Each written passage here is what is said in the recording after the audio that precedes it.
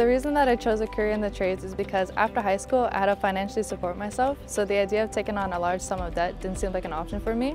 I jumped from job to job and landed a position as a hardscape laborer, and I realized there was a whole industry of job opportunities that I had not yet explored.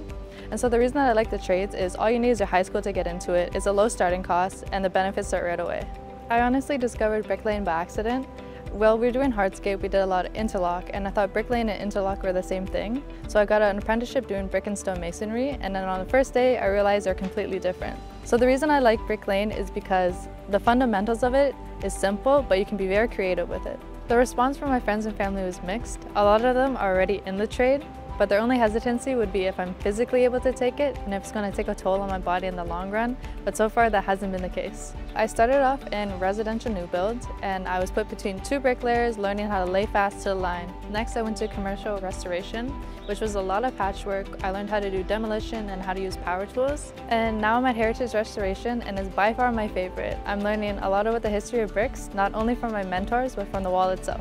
Restoration is taking something old and making it look new without changing the heritage. There's a couple of steps in restoration. The first one is matching, then is demolition, rebuild, cleaning, and finishing. Since majority of the homes that we work on are over 100 years old, we like to take the time to appropriately match things like the texture, the color, the size, how it fits into the wall, so that we're not changing it, we're just fixing it.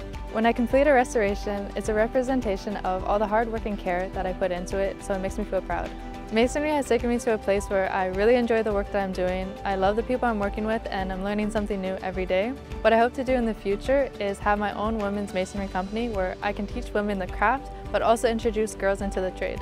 My advice for any woman who's thinking about entering the trades but is unsure is put that uncertainty into perspective. It's like any other job. If you don't like it, you don't have to commit to it, but if you do, amazing, you're in the trades.